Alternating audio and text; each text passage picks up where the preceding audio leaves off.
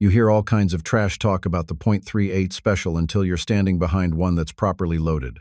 There's more to this cartridge than most give it credit for, and it's kept its spot for damn good reason. What's up, everyone?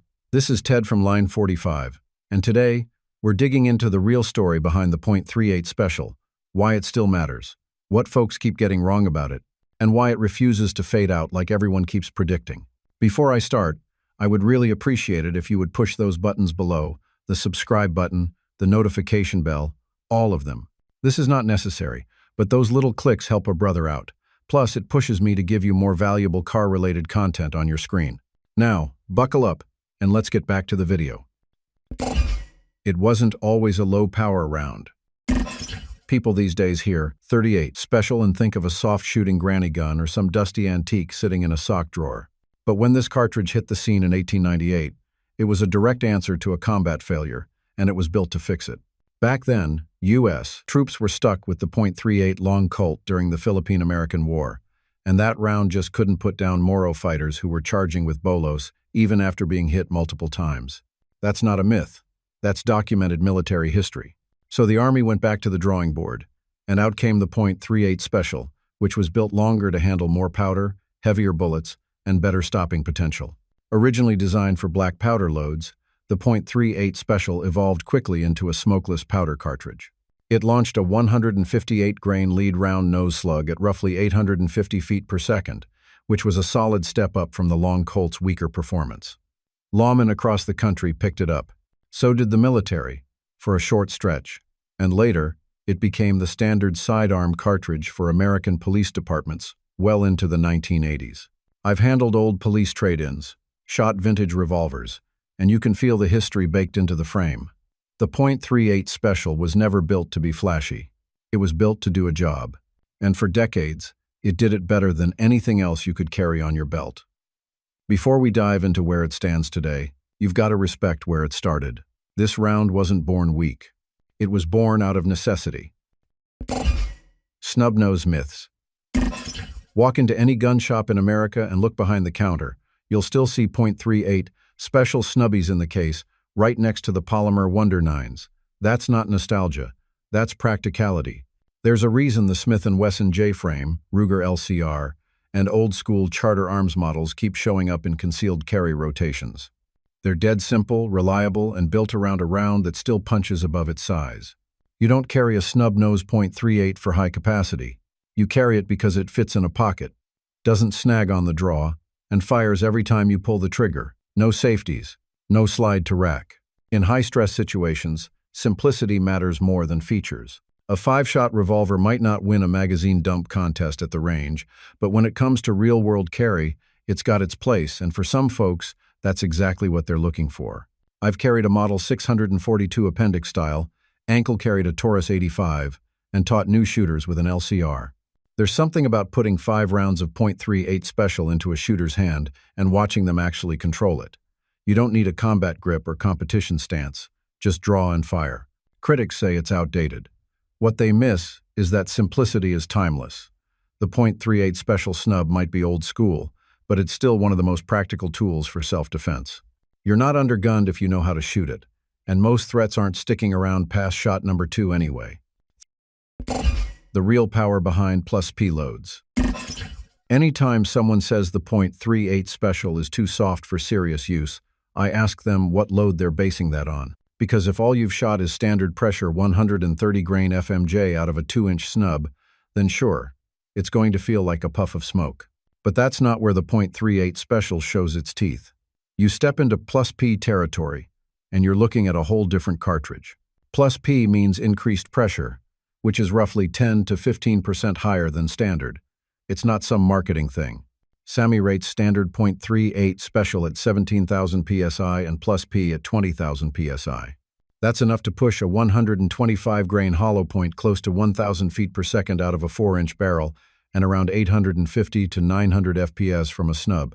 In terms of real-world performance, that puts it near early 9mm energy levels, especially with loads like Spear Gold .135-grain +P or the Buffalo Bore 158-grain LSW CHP. Those are no joke. Now, not every revolver is built for it. You got to check your frame and barrel markings. Something like a Ruger LCR or Smith & Wesson 642 is rated for plus P. Old K-frames like the Model 10? Usually yes, but I wouldn't feed it a steady diet without checking the wear. I've fired both standard and plus P through my carry snub, and the difference on steel is obvious. You feel it, hear it, and see it. Plus P loads take the .38 special from good enough to absolutely viable. You just have to choose your revolver and ammo smart. Stopping power or shot placement. If you've been around guns long enough, you know the argument always comes up. Caliber versus shot placement. And when the .38 special gets dragged into that debate, folks love to say it's underpowered compared to modern 9mm or .357 Magnum. But paper ballistics don't always match street results, and history backs that up. The .38 special, especially with quality plus P defensive loads, has earned its keep in thousands of real-world shootings, particularly in law enforcement, where it served for decades. Back in the day, the FBI standard load was the 158-grain lead semi-wadcutter hollow point plus P. They didn't use it because it was sexy. They used it because it worked. That round was known for deep penetration, solid expansion, and reliable performance out of both 2-inch snubs and 4-inch duty guns. Today, ammo like Spear Gold Dot or Federal Hydra Shock in plus P flavors has taken it even further. But none of that matters if you can't place your shots. And that's where the .38 special has an edge most folks overlook. It's shootable, low recoil, manageable blast, and easier follow-ups, especially for newer shooters or those with smaller hands. I've watched first-time shooters hit center mass with a snub quicker than they ever could with a compact 9mm. Why? Because they could actually control the gun. This isn't about fantasy scenarios or gun forum bragging. Shot placement wins fights, and the .38 special, when loaded right and handled well, gives you exactly what you need to get rounds on target when it matters most. It won't jam, but it will bite. Every time someone says, just get a revolver, they're easier. I pause, because yeah, a .38 special wheel gun won't stovepipe or fail to feed, but that doesn't mean it's beginner-friendly. Revolvers have their own quirks, and if you've actually shot them enough, especially the small-frame snubs, you know exactly what I'm talking about. They're simple in theory, but in practice, they'll teach you real quick whether your fundamentals are solid.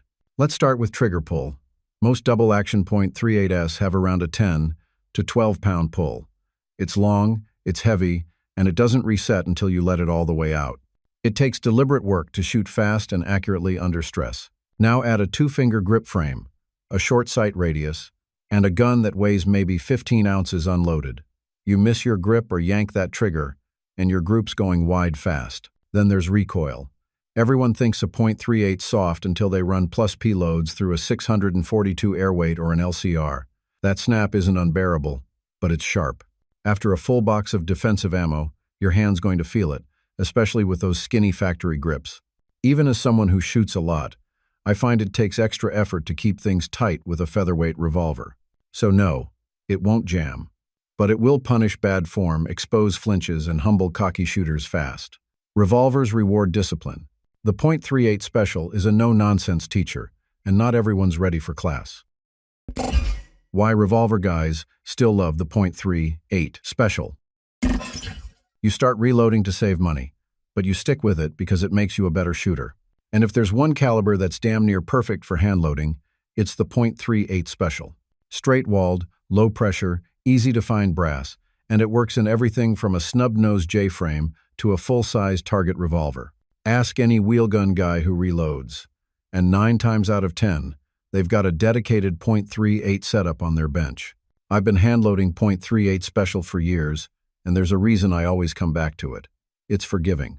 Whether you're building mild 148-grain wad cutters for paper or cooking up some 158-grain LSWCHP plus P loads for carry, the .38 gives you options without being picky. The brass lasts forever. I've got cases. I've reloaded over a dozen times. Primers seat easily. Powder charges are light, and you can load it on a single-stage press all day without burning out. For new reloaders, it's the ideal teacher. You learn consistency, you learn charge weight sensitivity, and you get instant feedback at the range. And if you're running a heavy K-frame like a Model 10 or GP100, you can tune your loads to feel like a .22, which is great for working on fundamentals. Revolvers don't care about overall length or cycling, so you don't get the finicky headaches you run into with semi-auto rounds. Whether you reload to shoot more or shoot better, the .38 Special is one of the best places to start, and one of the few that'll keep rewarding you long after. So here's the question. Is the .38 Special Street ill worth it in 2025? Spend enough time around gun guys and you'll hear it. The .38's outdated. Funny thing is, that round's still riding back up in police cruisers, still tucked into glove boxes, nightstands, and ankle holsters across the country. And not just by old-timers. Younger shooters are rediscovering it too, because once you cut past the caliber wars and online noise, the .38 Special Street ill does the job, and it does it well. Is it flashy? Number. Is it high cap? Not even close. But it's reliable, controllable, and time-tested. With a good revolver and the right ammo, it gives you practical accuracy, manageable recoil, and enough punch to stop a threat. It's also legal in more restrictive states, doesn't require tuning or break-in, and you can find ammo almost anywhere. Not every cartridge can check those boxes in 2025. I still carry a snub from time to time. Not because I think it's better than a modern micro-compact, but because I trust it. It's a tool I've trained with, reloaded for, and used in classes. And if I hand one to a new shooter, I know they won't be dealing with slide bites or failure drills. Just 5 rounds, clean break, and no excuses. So yeah, the .38 Special is still worth it. If you respect what it is and don't try to make it something it's not, it'll serve you just fine. Some tools don't go out of style because they were never chasing trends in the first place.